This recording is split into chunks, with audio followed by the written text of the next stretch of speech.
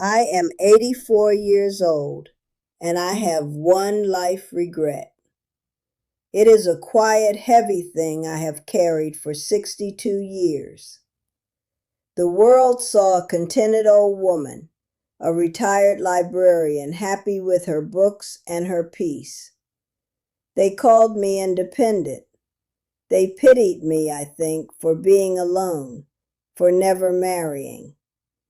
I had a speech I would give about the richness of a solitary life.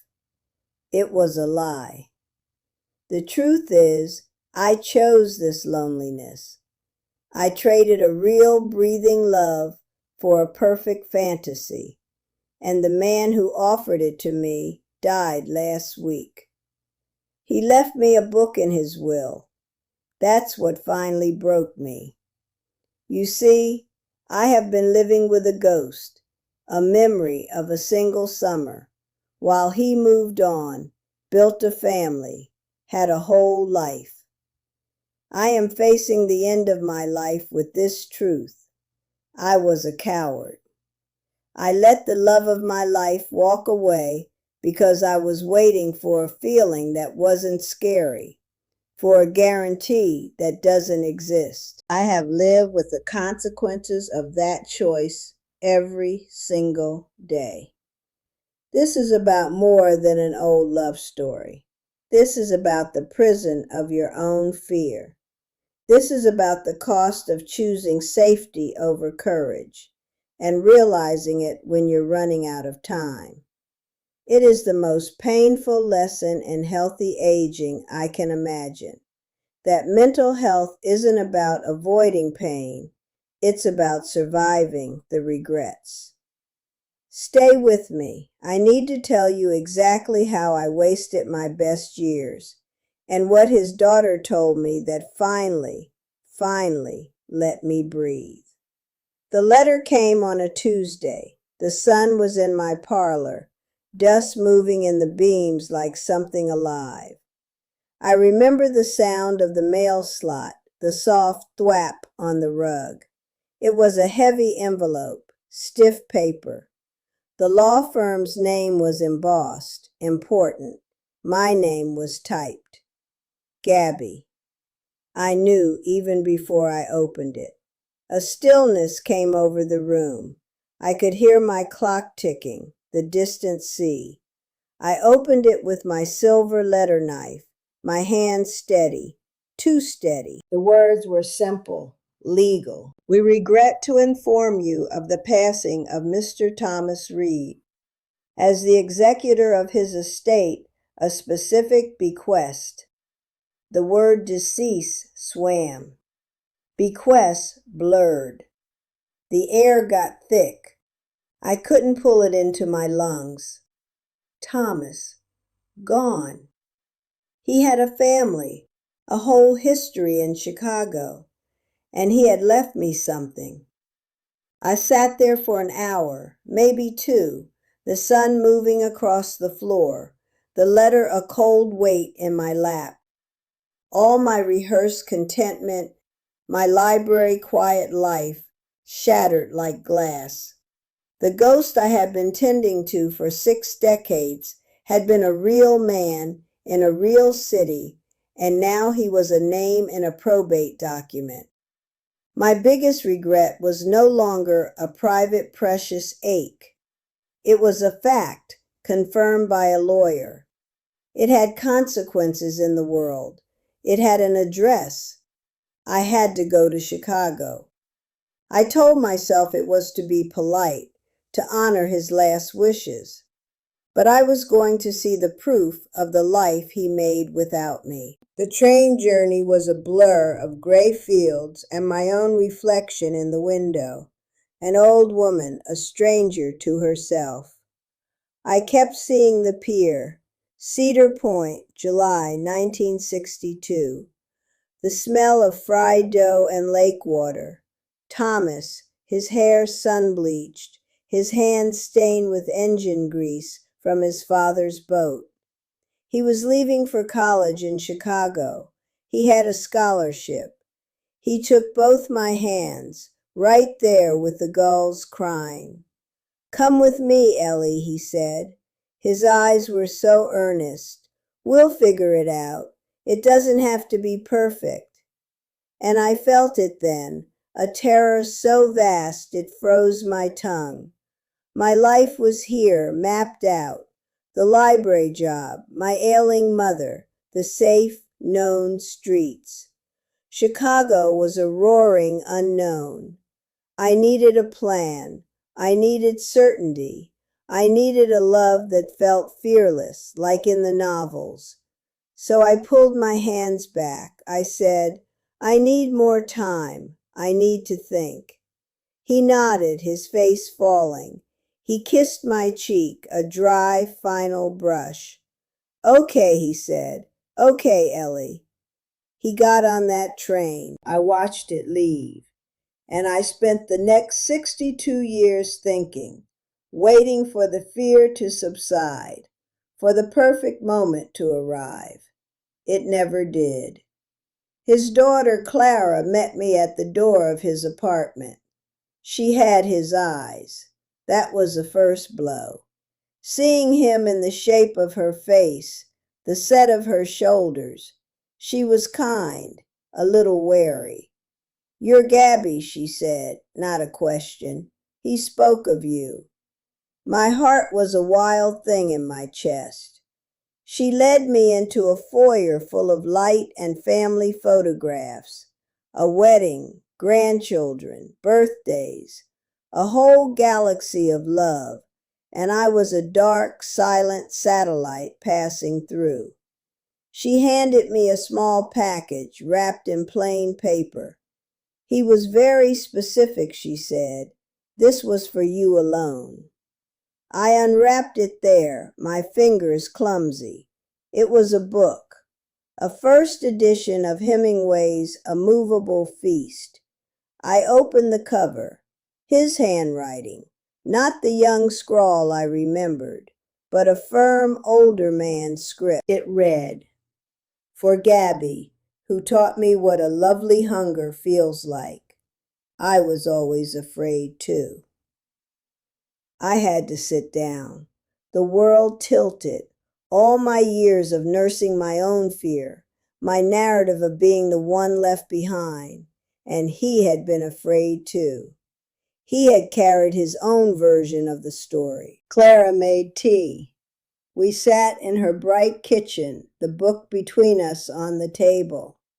She showed me a photograph of Thomas, older, laughing, with two small grandchildren on his knees. The pain was visceral, a physical emptying. That was the life, the noisy, messy, real life, and it was not mine. I had chosen the silence.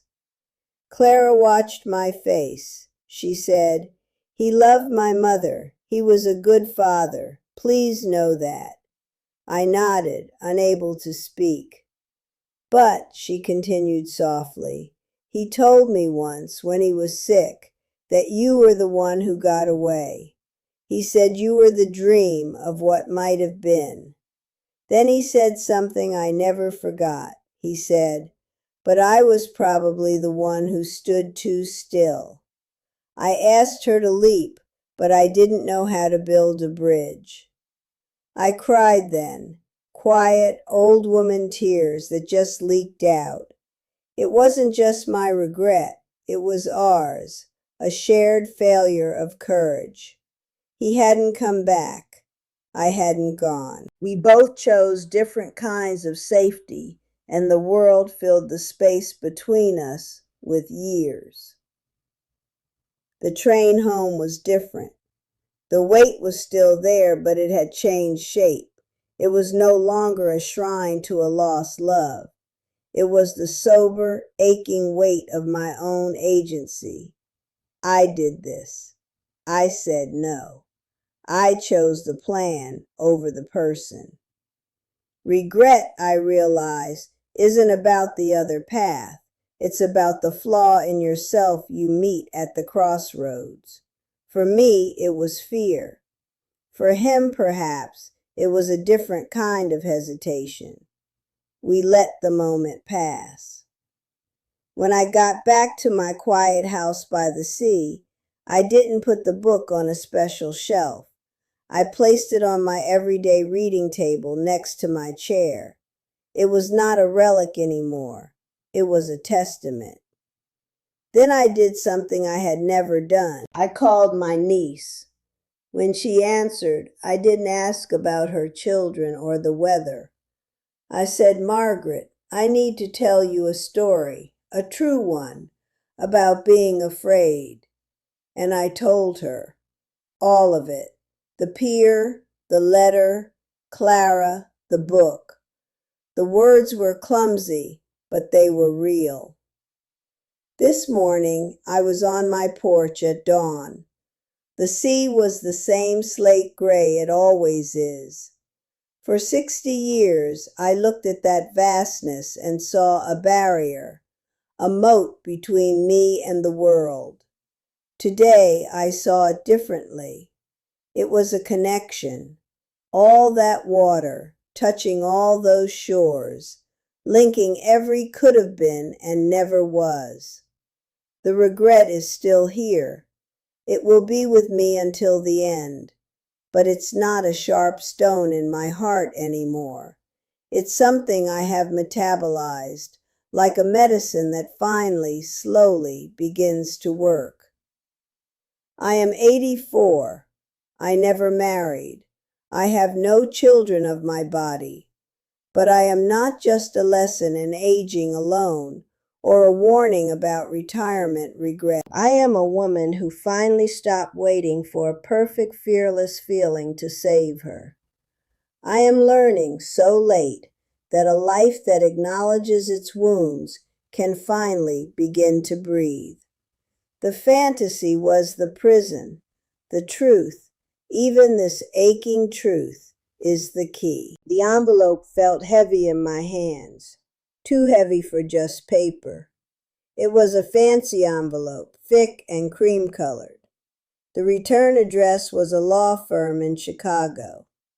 I sat down in my parlor chair, the one by the window.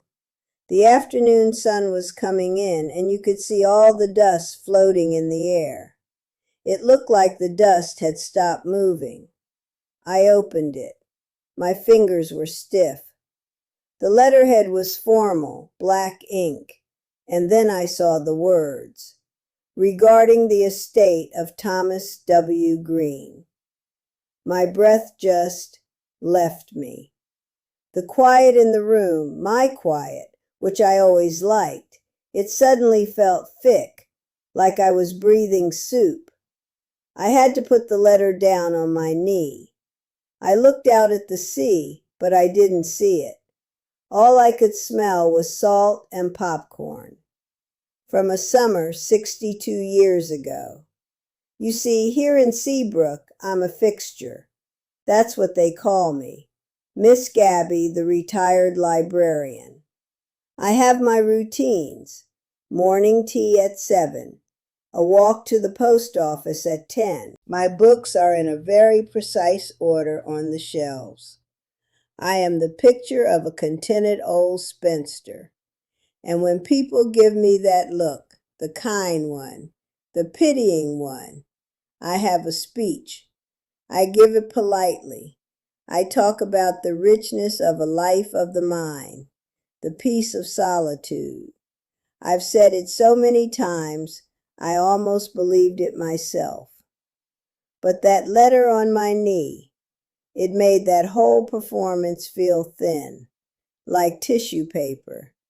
And it made me remember the one crack in my foundation, the only real crack I ever had. It was the summer of 1962. I was 22. My feet were bare on the Cedar Point boardwalk, and the wood was gritty and warm. You could hear the carousel music, tinny and cheerful. Thomas.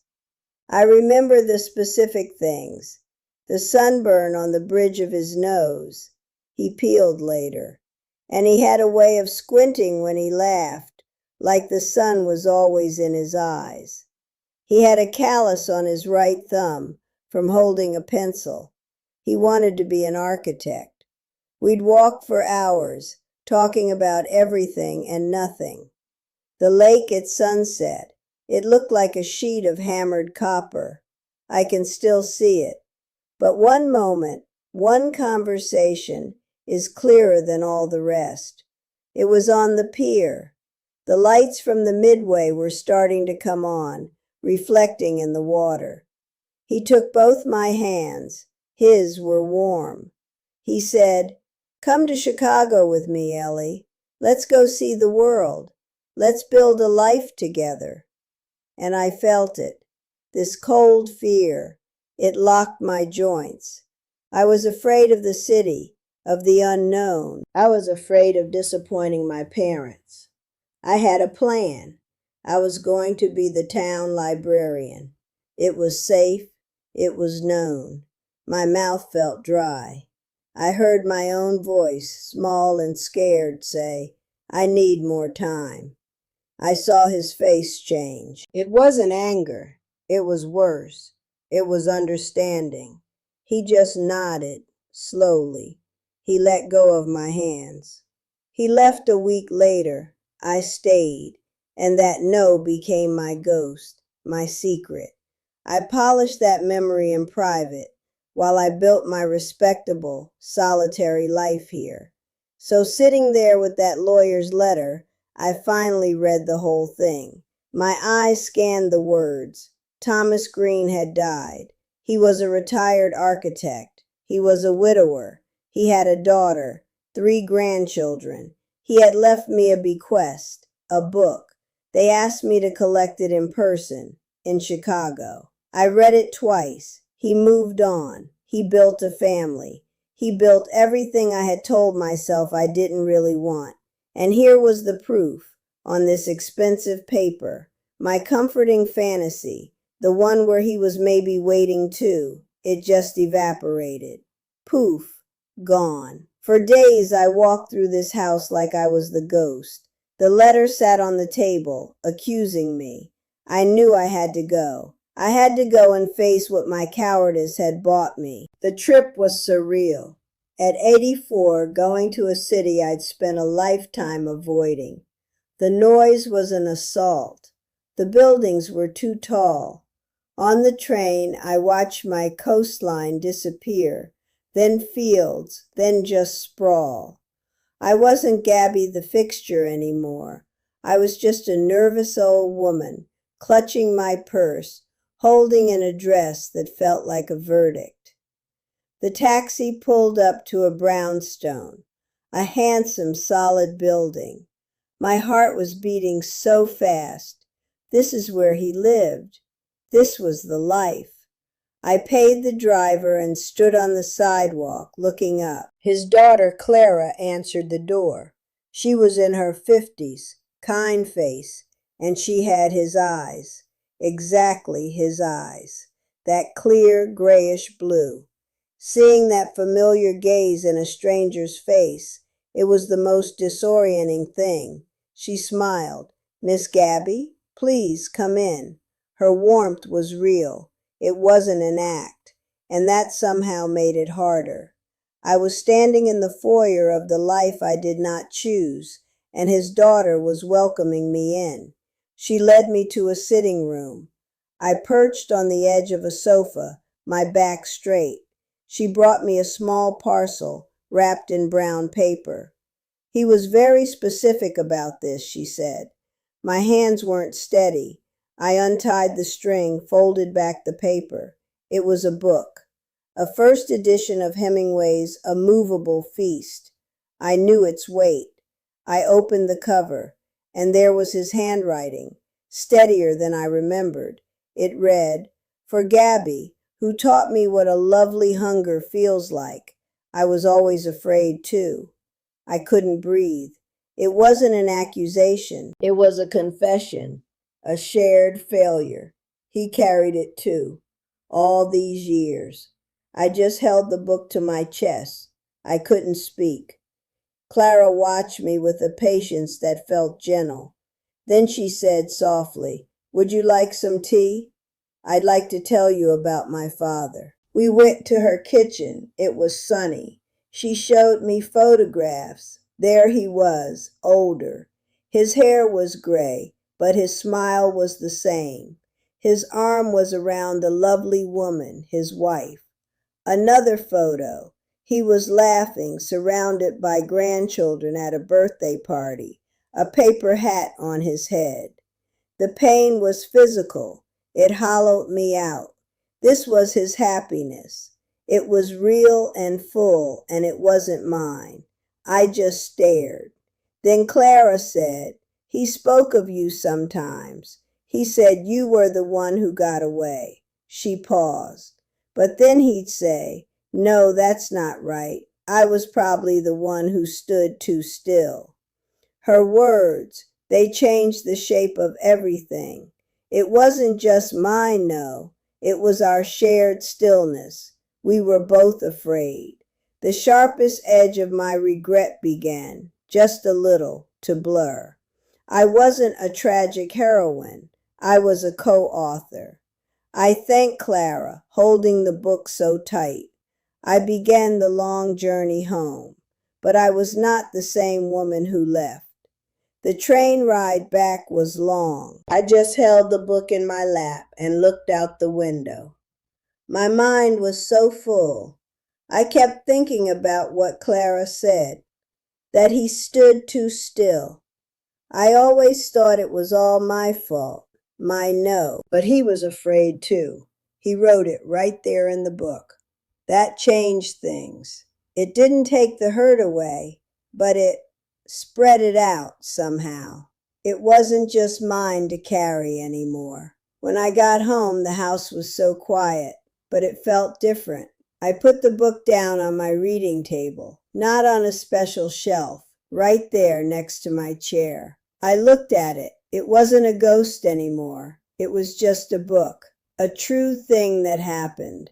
That night I couldn't sleep. I kept thinking about telling someone, the real story, not the pretty one. So I picked up the phone. I called my niece, Margaret. It was late. She answered, her voice all sleepy and worried. "Aunt Gabi, is everything all right?" And I just said it. "I need to tell you a story about being afraid." I told her everything, the whole true story, not the wistful version, the scared one. I told her about the pier and the cold fear and my small voice saying, "I need more time." I told her about the letter and going to Chicago and the book. I told her about Thomas's daughter and the photographs and what he'd written. I just talked and talked into the phone in the dark, and when I was done, I was crying. Honestly, I was sobbing. I couldn't stop. Margaret was quiet for a long time. Then she said, "Oh, Aunt Gabi, all this time." That's when it all came apart. The dam broke. I sat there in my chair and I cried like I hadn't cried since I was a girl. I cried for Thomas. I cried for the wife he loved and the grandchildren he held. I cried for the life I built out of books and quiet.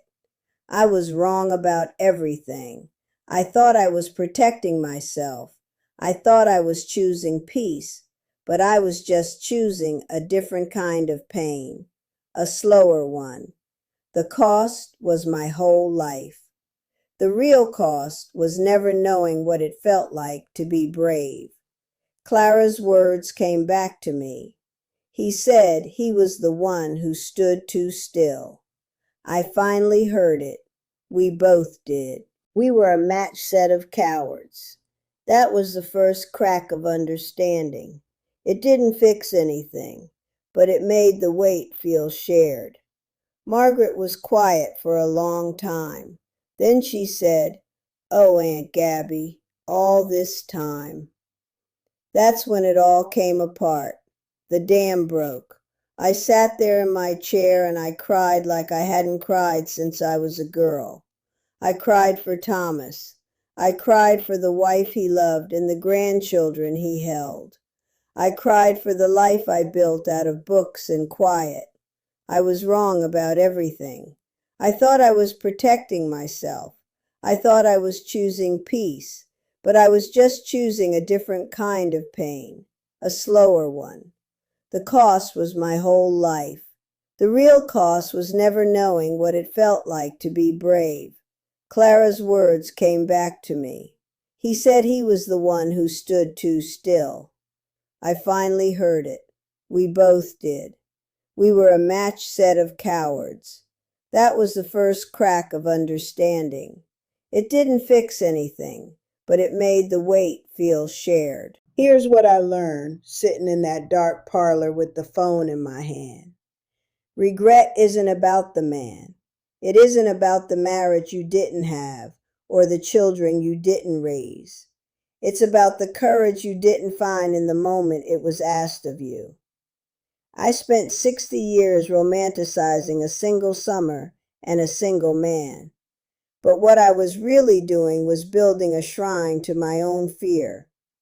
I told myself I was waiting for a perfect love, a fearless love. But that's a fairy tale. Real love isn't fearless. It's trembling. It's Thomas on that pier, his voice shaking a little when he asked me to go with him. It's saying yes, even though your knees are knocking. I didn't understand that. I thought if I felt scared, it was a sign I should say no. I was wrong. The fear is the sign you're on the edge of something real. My mistake was believing love was a feeling you arrived at, all calm and sure. It's not. It's a choice you make, again and again, while you're still terrified. I chose the safe shelf. He chose to walk away. We both chose the path of least immediate pain, and we paid for it in decades of quiet wondering. So if you're listening to this and you're holding a secret no in your heart, maybe it's about a person or a move or a dream you tucked away, I need to tell you something plain. Don't perform contentment. Don't give the polite speech about how rich your solitary life is unless you've truly, honestly tested the other option. My routines were a cage I polished every day. At our age, we think the time for big choices is past. It's not. The next choice is always the one that matters. Is there someone you need to call? A truth you need to speak, even if it's messy? Do it today. Don't wait for the perfect, fearless moment. It doesn't exist. Pick up the phone.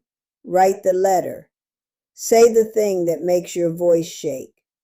The goal isn't to get a particular answer back. The goal is to know you finally spoke your truth. That's how you stop standing still. And telling this story to Margaret and now to you has been a part of that breathing. If this quiet confession from an old woman in a seaside town has meant something to you, if it's echoed a fear or a regret of your own, then do something simple for me.